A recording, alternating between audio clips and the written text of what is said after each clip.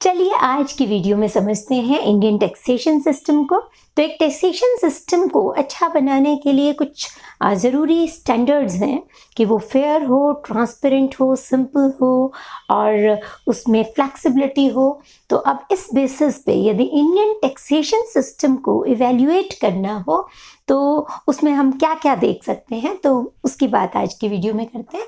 तो सबसे पहली बात, इंडियन टैक्सेशन सिस्टम को यदि आपने समझना है तो वो ये है कि इंडिया का जो सिस्टम है वो फेडरल टैक्स स्ट्रक्चर है। फेडरल टैक्स स्ट्रक्चर, फेडरल का मतलब क्या होता है?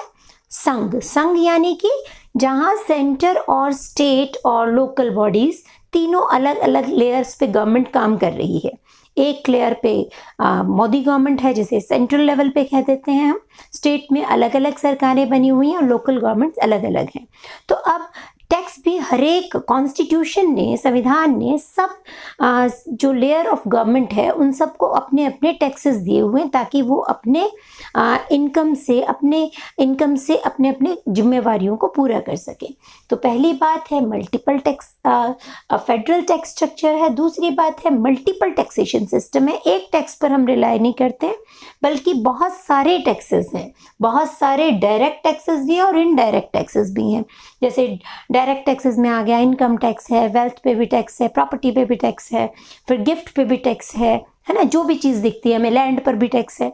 तो हर तरह का टैक्स जो है वो वसूला जाता है। डायरेक्ट टैक्स जिसे हम कह देते हैं, यानी कि डायरेक्ट टैक्स का मतलब होता है कि जो पर्सन, जिस पर्सन पे लग रहा है टैक्स उसी को ही पे करना पड़ता है, तो उसको डायरेक्ट टैक्स कहते हैं। इनडायरेक्ट टैक्स का मतलब होता है कमोडिटीज़ पर या सर्विसेज पे लगता है।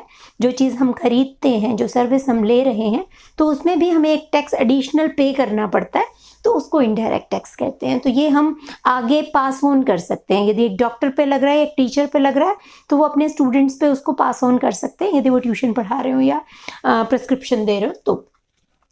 तो बहुत सारे डायरेक्ट टैक्सेस हैं, बहुत सारे इनडायरेक्ट टैक्सेस हैं, इसलिए यहाँ पर मल्टीपल टैक्सेशन सिस्टम है, बहुत सारे टैक्सेस हैं। ठीक है, तो अब डायरेक्ट और इनडायरेक्ट टैक्सेस का जो कंट्रीब्यूशन है उसकी बात करें तो देखिए 1950-51 की बात करें तो जो डायरेक्ट टैक्स थे उसका कंट्रीब्यूशन सिर्फ 35%, 36% करीब था, और जबकि इनडायरेक्ट टैक्सेस का कंट्रीब्यूशन जो है वो बहुत ज़्यादा था।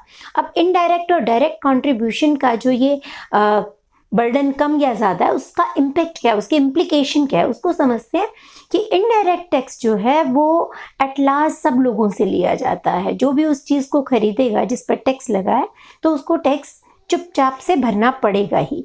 लेकिन डायरेक्ट टैक्सेस जो है वो एक मिनिमम इनकम से ऊपर लगता है, तो इसलिए डायरेक्ट टैक्स को वसूल करना थोड़ा मुश्किल होता है, वो देना भी थोड़ा मुश्किल होता है।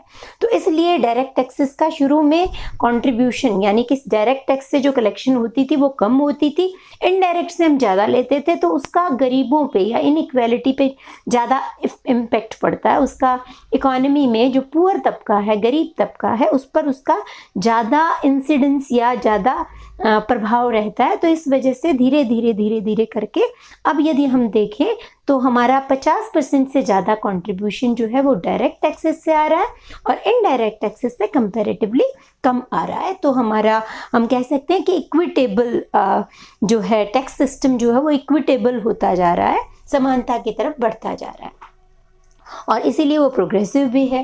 प्रोग्रेसिव टैक्सेशन का मतलब होता है कि आप अमीरों से ज़्यादा टैक्स लेते हैं और गरीबों से कम लेते हैं। ठीक है, हमारे यहाँ करीब जो अमीरों पे कुछ एडिशनल, जो 30% स्लैब में तो वो आते ही आते हैं, उसके अलावा कुछ एडिशनल सरचार्जेस हैं वो भी उन पे लगाए जाते हैं ताकि टैक्स सिस्टम जो है वो अमीरों से ज़्यादा टैक्स वसूल कर सके।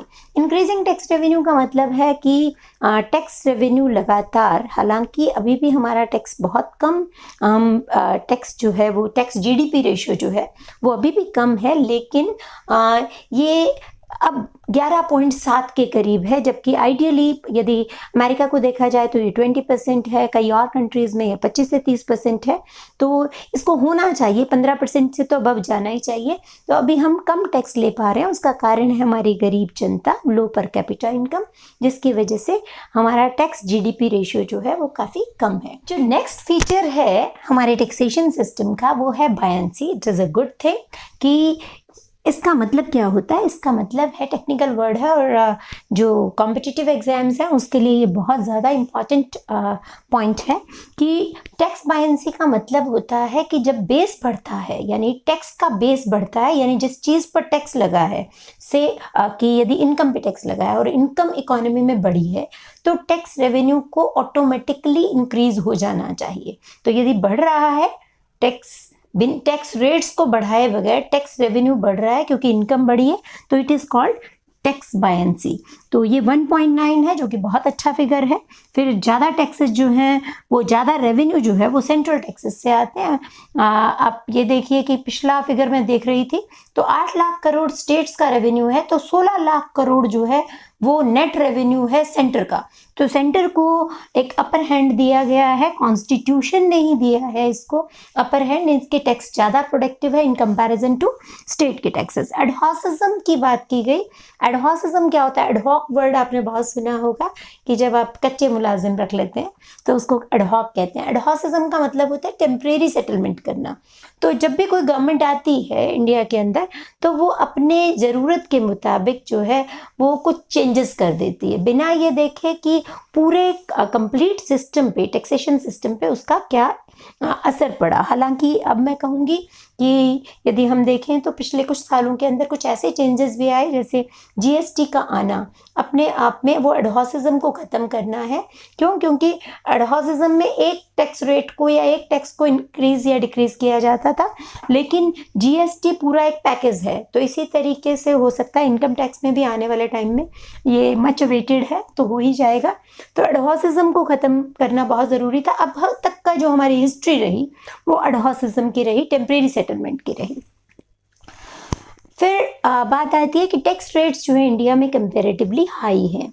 आप ये देखिए कि जब 1950-51 में इट वाज 97.75, जॉन मथाई हमारे मिनिस्टर थे और उन्होंने जो टैक्स रेट रखी थी कि यदि 100 रुपया आपने कमाया है तो आप 2.25 घर ले जाइए, बाकी सारा का सारा 97.75 रुपीज़ जो है वो गवर्नमेंट को डिपॉजिट करवा दीजिए। तो इतना ज़्यादा था। अब ये मनमोहन सिंह जी की सरकार के आने के बाद, मनमोहन सिंह जी जब वित्त मंत्री बने 90 के अंदर चेंजेस हुई तो उसके बाद ये करीब 30% लास्ट रेट है। लेकिन अभी भी यदि आप इस साल का भी बजट देखेंगे तो 42% जो है इफेक्टिव टैक्स रेट है किसी अमीर व्यक्ति पर, बहुत अमीर व्यक्तियों पर 42% की सरचार्जेस को मिला के 42% इफेक्टिव रेट बनती है, जो कि अभी भी कंपैरेटिवली ज़्यादा है।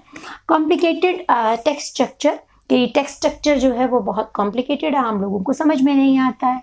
हॉरिजॉन्टल और वर्टिकल इक्विटी, हॉरिजॉन्टल इक्विटी ये कहती है कि जो सेम लेवल की इनकम वाले हैं उनके साथ सेम टैक्स पे किया जाए।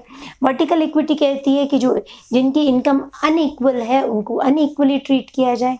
तो ये दोनों तरह की इक्विटी जो है वो हमारे टैक्सेशन सिस्टम में नहीं पाई जाती है। उसका कारण है कि हम एग्रीकल्चर को टैक्स नहीं करते हैं, हम बहुत सारे सेक्टर्स को, बहुत सारे लोगों को तरह तरह की रियायतें देते हैं, एग्जम्पशंस देते हैं। तो उसकी वजह से ये हॉरिजॉन्टल और वर्टिकल इक्विटी को अटेन नहीं किया जाता इंडियन टैक्सेशन सिस्टम में। कॉन्स्टिट्यूशनल बायस का मतलब है, वो मैं पहले ही बता चुकी हूँ कि जो संविधान है उसी ने ही पहले ही सेंटर को थोड़े ज़्यादा टैक्सेस, स्टेट को उससे कम और फिर लोकल गवर्नमेंट को उससे भी कम टैक्सेस का दिया। तो ये सिस्टम वहीं से आया है।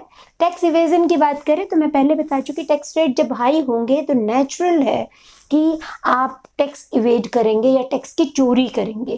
तो वो चोरी अभी तक भी हमारी चलती जा रही है। अभी थोड़ा पिछले सालों में कुछ लगातार किया जा रहा है, उससे शायद थोड़ा फर्क तो पड़ा है, पर अभी भी टैक्स की चोरी काफ़ी ज़्यादा है। और उसका एक बड़ा कारण एक तो ये थे कि टैक्सेस ज़्यादा हैं। दूसरी बात है टैक्स एडमिनिस्ट्रेशन जो है, जो लोग टैक्स को कलेक्ट करते हैं वो लोग इनएफिशिएंट हैं, वो लोग जो हैं परेशान करने वाले हैं। उन लोगों का सिस्टम जो है सिंपल और ट्रांसपेरेंट हो तो शायद टैक्स इवेजन या टैक्स की चोरी घट सकती है।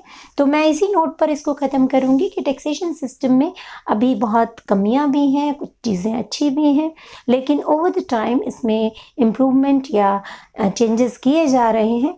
तो आगे वाली सीरीज़ में हम देखेंगे, इसमें डिफेक्ट्स की बात करेंगे। डिफेक्ट्स वैसे तो यहाँ ही बहुत आ गए हैं, पर डिफेक्ट्स की और भी बात करेंगे, और उसके अलावा और जो टैक्सेशन रिलेटेड जितनी भी वीडियोस हैं हम सबको कवर करेंगे। तो stay connected, be happy always. Thank you.